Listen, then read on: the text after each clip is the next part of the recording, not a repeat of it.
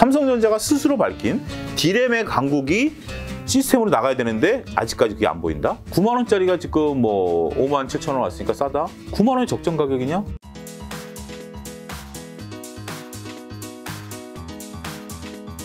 자, 말씀해 주신 삼성전자 오늘 지금 장중에 57,400원인데 좀 뭐 보유자분들은 어떻게 하고 이제 어쨌든 고가에 비해서 떨어진 건 맞으니까. 근데 고가 그러면 이제 그렇죠. 고가에 비해서 빠진 게 맞는데 네네. 그럼 고가가 과연 적정한 가격이었냐라는 것을 우리가 그렇죠. 짚어봐야죠. 자, 8, 9만 원짜리가 지금 뭐 5만 원 후반대면 싼 거 아니야? 그게 과연 그런 논리가 접근이 가능할까요? 그러다가 사실 여기까지 온 거죠. 그러니까. 9만 원, 8만 원. 제가 지난번도 말씀드린 그런 논리는 그때가 적정 가격이었다라는 게 전제가 돼야 되는 거예요. 네네네. 9만 원짜리가 지금 뭐 5만 7천 원 왔으니까 싸다? 9만 원이 적정 가격이냐? 그거 한번 여러분 생각해 보시고. 왜냐면 삼성전자는 지금 우리나라 증권사들도 목표가격을 낮췄잖아요. 이제 와서 증권사들이. 반도체는 사이클 타는 업종이기 때문에 이 사이클 예측하기가 굉장히 어려워요. 네. 우리가 2020년부터 이 삼성전자에 관심을 많이 갖다 보니까 애널리스트 분들이 리포트를 내는데 계속 말이 바뀌잖아요. 2021년만 하더라도 상반기에는 뭐 피크아웃이라는 단어가 이제 등장을 했었죠. 2022 그리고 하반기 때 갔을 때는 다시 성장한다. 그런 얘기 들렸다가 올 초반만 하더라도 지금 반도체가 없어서 못 산다. 이런 얘기하다 지금은 이제 경기 둔화에 따라서 반도체 조금 더 기다려야 된다? 이런 얘기 나오잖아요. 이런 걸 가지고 우리가 따라 사야 되기 때문에 반도체는 이 사이클을 타기 때문에 굉장히 어려워요. 물론 이제 미래가 삼성전자가 이제 우리가 어떻게 되느냐라는 부분들에 대해서는 제가 지난번에도 말씀을 드렸기 때문에 지난번 영상을 보시고 제가 한마디 더 하고 싶은 것은 지금 삼성전자는 두 가지 부분들이 안타까운 것 같아요. 일단 삼성전자가 스스로 밝힌 제가 지난번 영상에서도 말씀드렸던 스스로 밝힌 우리가 D램의 강자이기 때문에 시스템 반도체로 나가겠다라고 선언을 했었거든요. 근데 지금 이제 D램이 흔들리고 있는 상황이지만 어찌됐든 D램의 강자인 상태에서 시스템으로 나가겠다라고 했는데 아직까지 시스템에 대한 드라마틱한 퍼포먼스가 없다라는 거. 첫 번째, 이건 삼성이 말한 부분이에요. 두 번째는 주주들이 원하는 거죠. 삼성 그 많은 돈을 쌓아놓고 있는데 뭔가 좀 해라. 지금 이제 여러 가지 지금 얘기가 되죠. 로봇에 대한 얘기, 뭐 차량용 반도체에 대한 얘기, 그 다음에 뭐 지금 이제 이재용 회장 가신 거는 이제 그 노광 장비, 그건 이제 반도체 라인을 만들기 위한 필수 장비이기 때문에 가신 건데 그 외에 지금 삼성이 뭔가 지금 뭐 하고는 있겠죠. 그렇지만 이런 어떤 뭐 퍼포먼스가 보일 때까지는 뭐 삼성전자 주가는 여러 가지도 있어요. 지금 뭐 외국인들이 삼성전자를 그러니까 지금 우리나라를 이제 선물 갖고 외국인들이 휘둘르고 있는 이유 중에 하나가 우리나라 시가총액 비중이 삼성전자에서 가장 높기 때문에 삼성전자 한 놈만 붙잡고 선물을 흔들어 버릴 수가 있어요. 외국은 그게 불가능해요. 물론 뭐 대마도 TSMC가 있습니다만 거기는 우리처럼 근데 만약에 지금 우리가 삼성전자 비중이 좀 낮다라면 바스켓을 구성해 놓고 흔들어야 되잖아요. 그럼 바스켓 쪽에 뭐 자동차도 들어가고 뭐 이거 들어가면 이걸 갖고 흔들기가 쉽지가 않아요. 근데 우리는 삼성전자 붙잡고 있으면 흔들릴 수가 있기 때문에 외국인들이 꽃놀이 피해야 됐다라는 안타까운 점도 삼성전자 좀 떠안아야 될 마청이기도 해요. 그런 점 복잡한 게 있는데 일단 중요한 것은 펀드멘탈이다. 저는 이런 수급 논리는 단기적이고 해소되는 문제인데 제가 지난번에도 많은 분들의 상처를 입으신 분들이 계시다라면 어쨌든 주가 나는 올라가기가 쉽지 않다라고 말씀드렸던 이유 중에 하나가 삼성전자가 스스로 밝힌 D램의 강국이 시스템으로 나가야 되는데 아직까지 그게 안 보인다. 근데 삼성전자의 어떤 변화된 모습 안 보인다. 물론 이제 지금은 이제 리포트를 보니까 뭐 이익이 60조 밑으로 떨어질 것이다. 뭐 이런 뭐 험악한 얘기까지 나오고 있기 때문에 조금은 단기간에는 좀 쉽지 않을 수 있다. 이게 지금 뭐 얼마 갈지에 대해서는 예측 불허인 상황이고요. 조금은 우리가 객관적으로 보려고 노력하자 말씀드리고 싶네요. 옆 동네 하이닉스는요? 마찬가지죠. 뭐 지금 뭐 둘 다 두드려 맞고 있는 상황이라 지금 더군다나 뭐 어제 같은 경우 지금 6월 아침에 눈 뜨면 저도 여러분들 똑같아요. 떠듬 해갖고 휴대폰 타가지고 HTS 안 키우고 먼저 이제 포털 사이트에서 뉴욕 증시 된 걸 딱 보면 한눈에 이제 딱 들어오잖아요. 그래서 근데 뭐 다우나 S&P 같은 경우는 이렇게 나름대로 뭐 빨간불도 켜고 막 했는데 딱 느낌이 야 이거 수영장 아니야? 푹 빠져가지고 파란색으로 탁 돼 있으니까 그런 느낌을 줬기 때문에 반도체 지금 상황이 안 좋다. 물론 이제 엔비디아와 삼성전자 같냐 안 같냐 이런 얘기가 지금 중요한 게 아니고요. 지금은 논리가 적용되는 게 아니고요. 지금은 심리가랑 수급이 적용되는 장이기 때문에 이런 것들 여러분 받아들이셔야 된다고 말씀드리겠습니다. 자, 그럼 7월 주식시장 좀 전망을 해보면서 일단 FOMC가 또 7월에 있지 않나요? 7월 FOMC 있고 이제 8월 달 쉬는데 8월 달에 긴급이 열리지 않겠느냐라고 일부 언론에서 나오는데 저는 그거 열리면 더 최악이라고 봐요.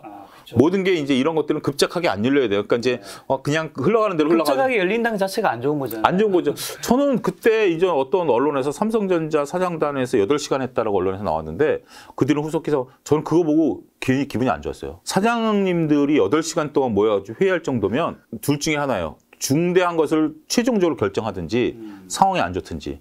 근데 그 뒤로 후속 발표가 없다라고 보면 저는 상황이 안 좋은 거다.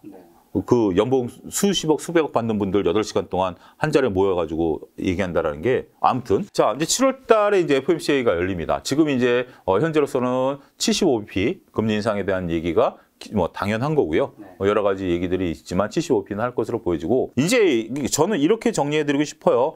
지금 연준이 여기서 이제 어떤 이제 지금 주가도 빠지고 뭐 여러 가지 다른 결정을 내리지 않겠느냐? 연준이 이런 것들을 보고는 있지만 감안할 수가 없어요. 왜냐하면 우리가 그렇잖아요. 연준은 딱 물가랑 고용만 본다라고 했는데 지금 물가 고용이 어떤 뭐 다른 지표들이 섞여 있는 거예요. 정상적인 물가 고용으로 움직이는 게 아니라 전쟁이라는 상황 이런 것들이 섞여 있는데 그러면 그걸 감안할 때 얼마를 감안해야 되죠? 난해하잖아요. 50% 감안해 줄까요? 30% 감안. 이런 식이 되다 보면 연준이 잘못되게 될 확률이 높아져요. 그러니까 연준은 그냥 그것만 보고 결정 내리는 게 차라리 나아요. 차라리 낫기 때문에 어쨌든 75bp. 근데 이제 문제는 이제 우리나라 상황이 지금 아직까지 한국은행에서는 뭐 그렇게 한다라고 얘기를 하고 있는 상황이기 때문에 금리 역전 가능성이 있는 금리가 역전되죠. 금리가 역전되는 거예요. 2008년에도 금리가 역전됐었고 여러 가지 역전 상황이 있었습니다만 최근에 역전된 게 2008년이거든요. 근데 2008년 같은 경우 미국의 이제 은행 시스템이 붕괴된 상황에서 역전이 됐었던 상황이고 그때 우리 경기는 살아 있었어요. 근데 지금은 전 세계 경기가 다 나쁜 상황에서 금리 역전이 벌어졌을 때 더군다나 그때랑 지금 또 다른 게 지금은 미국에서 청소기가 돌아가기 시작했잖아요. 6월 15일부터 채권 만기에 대해서 청소기가 돌아가고 지금 예상은 9월 달부터는 2배로 늘린다는 거잖아요. 이런 언급들이 이제 특별하게 없다라면 걸어가 보지 못한 길이기 때문에 지금 이제 금리 역전기에 과연 외국인들이 중요한 것은 주식시장에서 안 들어오는 건 떠나서 채권 팔고 나가는 게 문제예요. 지금 아직까지 채권 팔고 나가는 기조는 안 보이거든요. 채권 팔고 나가는 기조까지 보이게 된다면 우리의 환은 지금 이제 오늘 1,300원 찍었는데 지금 이게 더욱더 물론 이제 뭐 일부 이쪽 전문가분들은 우리나라 펀드멘탈상 1,300원 정도는 받아들여야 된다라는 건데 근데 주식하시는 분들은 또 그게 아니잖아요. 그렇기 때문에 그런 복잡한 셈법이 7월 달에는 벌어진다. 일단 금리 역전이라는 것을 우리가 받아들여야 된다라는 것을 이제 말씀드리겠고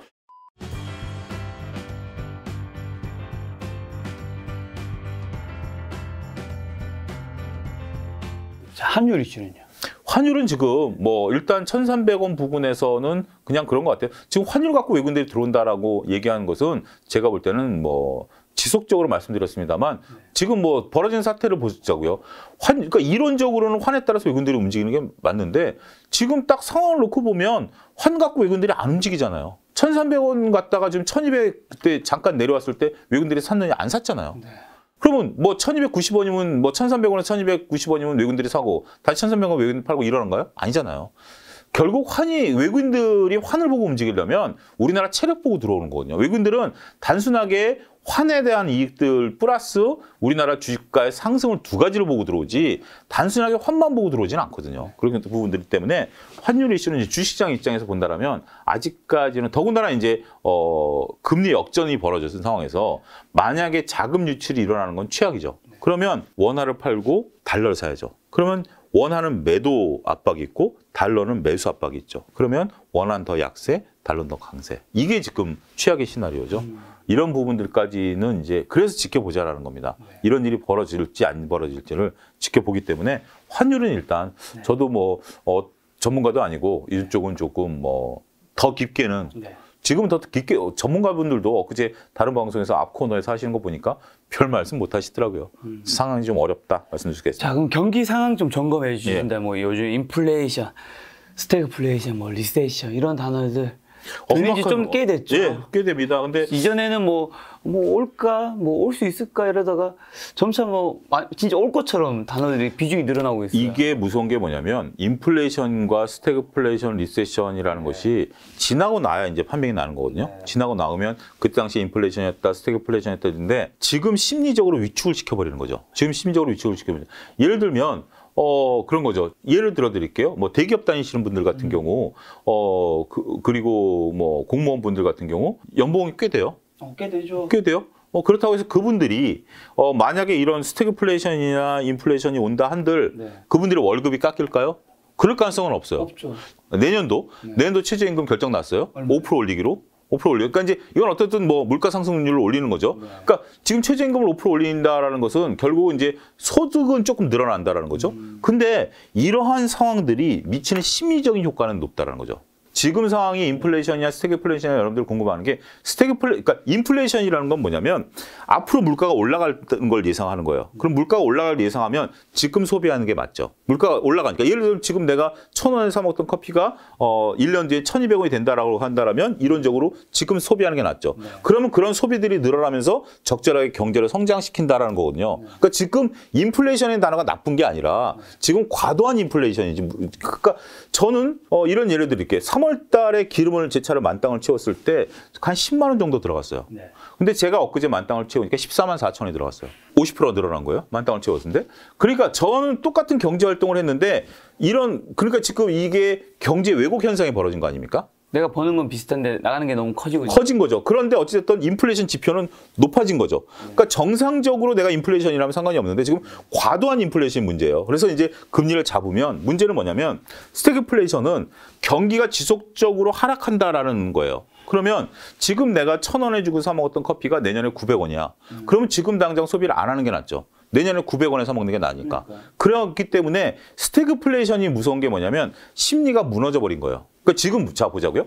인플레이션과 스태그플레이션의 지금 현재로서는 판단을 못하는 것 중에 하나가 둘 다 물가는 올라가는 거예요. 그렇죠. 인플레이션과 스태그플레이션 물가가 다 올라가는데 이게 경기가 좋아져서 쭉 만약에 지금 이제 연준이 바라는 건 그거죠. 지금 정상적인 상황, 그러니까 코로나 상황에서 이 인플레이션, 그러니까 경기가 침체됐다가 이제 2021년 하반기부터 경기가 돌아섰고 제가 서두에 말씀드렸던 경제 성장률이 4% 정도 올라온다라면 적절한 수준에서 우리가 이것을 잘 금리를 조절해서 이걸 정상적으로 소프트 랜딩을 하면서 올려가겠다라고 했는데 외부적인 변수가 터져버린 거 아니에요. 여기서 만약에 지금 이제 뭐 CPI가 8%가 나오고 막 이래버리니까 이걸 꺾이면 살아났던 소비 심리가 스태그플레이션을 꺾이는 거 아니야? 이 우려감인데 이런 논쟁이 길어지면 길어질수록 경기는 스태그플레이션을 갈 확률이 높아요. 심리가 위축되니까. 제가 앞서 언급드렸던 대기업 다니시는 분들이 내년도에 월급이 깎일까요? 안 깎여요. 올라가요. 승진도 하고 진급도 하고 올라가요. 그렇지만 경기 어렵다는데 뭐 예를 들어서 사모님이 자 오늘 우리 외식합시다. 야 경기도 어렵다는데 참아. 그냥 집에 있는 거 갖고 대충 먹읍시다. 이래 버리는 거죠. 그러면 실질적으로 자영업자분들은 손님 한 팀 놓치는 거죠. 그러니까 그분들이 소비를 해줘야 되는데 이런 것들이 악순환이 되다 보면 경기 침체로 가는 건데 지금 우려하는 바는 그런 거다. 지금이 인플레이션이냐 스태그플레이션이냐 논쟁은 대학 교수님들 지금 몰라요. 모르는데 자칫 그렇게 꺾일 가능성, 연준의 어떤 판단이 글로 갈 가능성이 높다라는 것 때문에 지금 우리도 지금 저도 소비도 웬만큼 줄이고 있고 지금 주식도 적극적인 투자를 줄이고 있는 거죠. 지금 뭐 불안정한 미래에 대해서 지금 내가 베팅을 한다라는 거죠. 주식도 어떻게 보면 일종의 베팅이에요. 미래에 대한 베팅인데 그것도 확률이 높을 때 베팅을 걸어야지 확률이 낮은데 굳이 베팅을 할 이유는 없다. 그러다 보면 나도 베팅을 안 하고 예를 들면 뭐 김 작가님도 베팅을 안 하다 보면 주식시장의 수요가 사라지는 거잖아요. 그래서 지금 주식시장의 변동성도 살아있다. 이렇게 말씀드릴 수 있는 거죠. 경기 침체나 이런 거 얘기하시면서 주식시장도 아까 전에 이제 초반에 이렇게 밖에 비가 오고 할 때는 나가지 말자. 일단 관망해보자 이런 얘기 해주셨잖아요. 야, 저는 특히 이렇게 뭔가 경기가 더 안 좋아질까 생각될 때 아까 자영업 얘기해 주셨는데 안정적인 대기업이라야 되는 공무원분들은 뭐 이제 경기 이런 거에 두려움이 있을 수 있지만 이게 생활에 힘듦이 올 정도로 뭐 회사가 무너지지 않으니까 그렇죠. 대부분. 근데 또 바깥에 있는 사실 자영업분들은 이 경기의 그 파도를 다 그대로 타버리잖아요. 그러니까 지금 여러분들 은행주 못 올라가는 것 중에 하나가 은행주가 이제 예대 마진에 대한 어떤 뭐 얘기하시는데 지금 은행주들이 대손 충당금들을 어마어마하게 쌓고 있어요. 그러니까 이제 대출 나갔던 것들이 회수가 안 될까봐 원래 작년에도 은행주들이 좋아서 배당을 많이 줄 거다라고 봤는데 작년 연말에 배당 효과를 못 본 것 중에 하나가 정부가 대손 충당금을 쌓으라 그랬거든요. 대손 충당금은 뭐냐면 여러분들 회계 개념을 좀 아셔야 되는데 대손 충당금이라는 것은 미래 손실을 지금 미리 잡아두는 거예요. 예를 들어서 우리가 한 100억 정도 손실이 날 것이다 보면 그때 가서 100억을 손실을 딱 확정 지으면 회계상 부담을 주잖아요. 그럼 지금 한 50억 정도는 미리 우리가 이익이 났으니까 비용으로 먼저 떨어놓은 거고 나중에 이 100억이 손실이 안 되면 나중에 그 50억을 다시 끌고 들어와요. 이 어떤 회계상이 그런 건데 지금 같은 경우 자영업자분들 불안하니까 그리고 더군다나 금리 올라가잖아요. 네. 그러면 못 갚을 분들이 올라갈 것에 대비해서 충당금들을 잡고 있다라는 거 여러분들 포털 사이트 검색하시면 다 나옵니다. 그러다 보니까 은행들이 지표가 별로 잘 안 나올 거다. 근데 사실 금리가 지금 이렇게 급격하게 오르면 예대 마진이 커질 텐데 금융주들 요즘 별로 좋지 않은 것 같아요. 그 예대 마진이라는 게 뭐냐면 지금 여러분들 이제 뭐 많은 분 다 때문에 갑자기 대출 지금 이제 오늘부터 대출금리 올랐습니다가 아니라 신규부터 올라가는 거거든요. 지금 이제 만약에 7월 1일부터 금리가 올라간다라고 하면 7월 1일 날 대출 받으신 분한테 해당이 돼요. 6월 달, 5월 달 대출 받으신 분은 해당이 안 돼요. 근데 지금 정부가 대출 규제에 들어갔잖아요.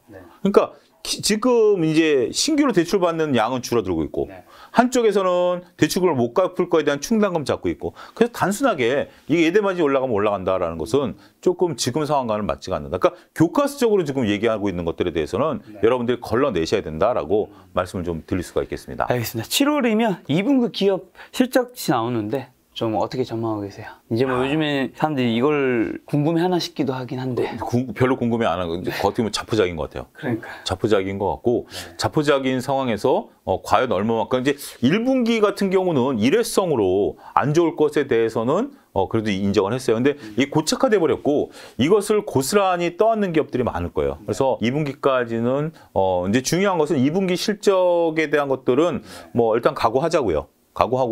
그 대신 이제 그 어떻게 보면 반년이 지났기 때문에 1분기 때는 뭐 갑자기 뒤통수 맞았다 칩시다. 2분기 때는 어떻게 보면 이제는 야 우리가 이 상황에 대해서 뭘 먹고 살아야지 고민들을 기업들이 했을 거라고요. 지금 뭐 당장 뭐 배송하는데 배송료 올라가고 하는 거 없지만 그래 지금 당장은 일단 일을 하자. 그럼 우리가 이걸 어떻게 극복을 할지 전략 회의를 했을 거고요. 그거를 저는 이번에 실적 발표하면서 많은 기업들이 할 거라고 봅니다. 그거에 저는 포커스를 맞추고 싶어요. 그러니까 지금 상황에서 우리가 지금 움직일 수 있는 거 지금 우리는 생존의 영역이다. 일단 지금 생존할 거고 미래의 먹거리는 뭐다. 라고 지금 얘기해주는 기업들이 저는 나타날 거다라고 보고 그런 기업을 저는 그때 가서 유심히 볼 겁니다. 대표적인 예가 오리온 같은 경우가 주가가 최근에 올랐었던 이유 중에 하나가 뭐죠? 4월달, 5월달 매출을 보니까 매출이 늘었어요. 근데 지금 뭐 우리가 뭐 소비가 그러니까 이제 활동이 늘어나니까 이런 쪽에 소비가 늘어나는 건 좋은데 그러니까 오리온 평균 영업이익률이 그동안 15%였어요. 2달 동안 영업이익률이 몇 프로 나왔는지 아십니까? 그 사이에 밀가루 가격이 올랐죠. 파뮤 가격이 올랐죠. 오리온 같은 경우는 대표적으로 밀가루 쓰잖아요. 올랐으면 영업이익률이 당연히 떨어졌겠죠. 매출은 늘었는데 영업이익률이 16% 나왔어요. 더 잘 나왔네요. 그래서 왜 그러냐고 봤더니 오리온 경영진이 처음에 딱 이게 터졌을 때 야 이거 심각하다라고 해서 오리온 같은 경우는 전 세계에 이제 다 퍼져 있잖아요. 많이 비축해놨고 대량으로 사가지고 비축을 확 해뒀던 거예요. 그러니까 이게 바로 경영진이 할 일이죠. 위기가 왔을 때 이 위기가 단순하게 끝날 것이냐 아니냐. 물론 예측 불허인 상황이긴 했습니다만 오리온 같은 경우 대량 구매 그다음에 이런 것들을 해가지고 착해서 결국 영업이익률을 뽑아냈어요. 그래서 주가가 최근에 다른 어떤 소비주보다 올라갔잖아요. 워렌 버핏이 얘기한 게 그거잖아요. 경영진의 능력을 봐라. 라고 봤을 때 이런 경영진이 있다라는 거 보면 저는 오리온을 다시 봤습니다. 앞으로는 이제 모르죠. 이제 이 재고가 소진이 되고 그다음부터 들어오면 이제 어떻게 될지 모르겠습니다만 이런 능력을 이렇게 운이 좋았을지 어찌인지 모르겠습니다만 이런 능력을 발휘하는 기업에 대해서는 우리가 박수를 쳐주자. 알겠습니다. 오리온 오늘 과자 사 먹도록 하겠습니다. 자, 요즘 뭐 에너지랑 원전 관심이 많은데 원전 ETF랑 다양한 에너지 관련주 뭐 투자 아이디어 있을까요? 저는 지금 에너지가 화두예요. 에너지가 화두고 에너지가 이제 여러 가지 이제 뭐 일파만파 되겠죠. 그리고 신재생이나 뭐 이런 것들이 있는데 저는 이제 원전 이제 뭐 에너지 관련해서는 당분간 이 추세는 이어질 것이다. 더군다나 여름을 잘 보내고 난 다음에 이 북반구 이제 지구 위쪽이 또 겨울이 오잖아요. 겨울이 왔을 때 이것을 어떻게 해결할 것인가. 근데 지금 당장 이제 투자해가지고 이런 것들을 이제 만들어내가지고 올 겨울을 나기는 힘들어요. 이런 것들이 뭐 공장을 짓는다라는 게 지금부터 짓자가 아니라 자 공장을 지을 결정 내려야죠. 부지 선정해야죠. 인허가 받아야죠. 이건 전 세계 마찬가지예요. 그 짧냐 긴냐라는 거지. 물리적으로 이거를 올 여름 내에 뭐 허가를 받았다 하더라도 올 여름 내에 만들어낼 수는 없잖아요. 그렇기 때문에 이 에너지 관련주들은 계속해서 트리거가 될 것이다. 이거 인정합니다. 근데 원전 관련주는 저는 좀 냉혹한 판단을 좀 내리고 싶어요. 원전 관련주 팩트 체크만 해드리겠습니다. 지금까지 전 세계에서 원전을 하겠다라고 입찰한 것은 제가 아직 확인을 못했습니다. 그러니까 지금 원전을 지을 계획이 있는 나라들이나 업체들, 그러니까 글로벌 공고를 낸 기업은 없는 것 같아요. 그러니까 지금 이제 유럽도 이제 원전 쪽으로 다시 방향을 선회하는 거지 원전을 지금 당장 짓겠다, 원전하자라는 건 없었어요. 최근 한 7, 8년 동안 원전이 한 40여 기가 건설이 됐더라고요. 전 세계에서 40여 개가 건설됐는데 그중에서 한 3분의 1은 중국이 지었고 3분의 1은 어딘지 제가 이름을 까먹었는데 어쨌든 그 두 나라가 거의 한 대부분 다 했고 나머지 이제 조그만 것들 원전이 있었어요. 근데 이제 그럼 어떤 기업들이 그걸 했느냐라고 보면 그 두 나라는 자국 기업들이 다 했습니다. 자국 기업들이 다 지었고요. 나머지 중에 한 2군데 정도 글로벌 입찰을 했더라고요. 그러니까 지금 만약에 원전을 이제 지금 중국이 160기 원전 건설에 대한 얘기 아직까지 이제 지난해 전인대에서 나왔으니까 하면 작년에 중국, 그러니까 몇 년 동안 중국이 20기 지었는데 다 진해 업체가 했거든요. 네. 그러면 우리나라 원전 업체들이 거기 가서 입찰, 이제 글로벌 입찰을 받겠지만 따올 확률이 몇 프로냐? 냉정히 판단하자고요. 우리나라 원전 지금 뭐 몇 기 이제 다시 한다라고 하죠. 그런다고 해서 우리가 글로벌 입찰해가지고 중국 업체, 미국 업체 끌어다가 하겠습니까? 국내 업체로 하겠습니까? 당연히 국내 업체로 하겠죠. 안 되는 부분만 외국 업체를 데리고 오겠죠. 근데 지금 이제 우리가 윤석열 정부도 인정한 게 지금 어찌됐든 그 2기 짓는 거에 대해서 허가가 끝났어요. 다시 이제 허가를 받아야 돼요. 그 서류 작업이 한 5, 6년 걸린답니다. 그러니까 지금 현 정부에서는 못 지어요. 현 정부에서는 못 짓기 때문에 그래서 이제 발주를 미리 하겠다. 대통령께서 얘기했대. 어쨌든 그런 건데 이 원전 트리거는 저는 이게 그렇다고 해서 지금 뭐 많은 원전 얘기하는데 원전 한두 개 수출한다고 해서 물론 이제 여러 가지 우리나라 경제가 달라지나요? 저는 그런 부분들 여러분들이 보셔야 된다. 지금 ETF가 됐고 단기 수급이 들어오는 건 맞습니다만 과연 원전 저는 다른 어떤 뭐 메타버스 ETF나 뭐 이런 것들 같은 경우는 분위기로 움직이니까 하는 건데 원전 ETF는 장기 투자하기 어려운 게 이게 개별 모멘텀이거든요. 개별 모멘텀이기 때문에 ETF가 한꺼번에 움직이지는 않을 것이다. 따라서 원전에 대해서는 조금 저는 좀 냉정한 시각을 좀 갖자. 이번에 대통령께서 나토 가서 원전 얘기를 하신다라는 건데 지금 그 원전 만나시는 분들이 그 나라가 지금 원전 짓겠다라고 발표한 나라가 아니거든요. 앞으로 하게 되면 우리랑 협력을 하자라는 어떤 원론적인 말씀을 하시는 거고 이건 중요하죠. 앞으로 이제 대통령께서 이제 얘기했고 그쪽에서 생각해 보겠습니다라고 했으면 당연히 이제 우리한테도 기회는 오겠지만 그 대신 입찰 결과는 냉정한 거기 때문에 그 부분 좀 저는 선을 좀 긋고 싶네요.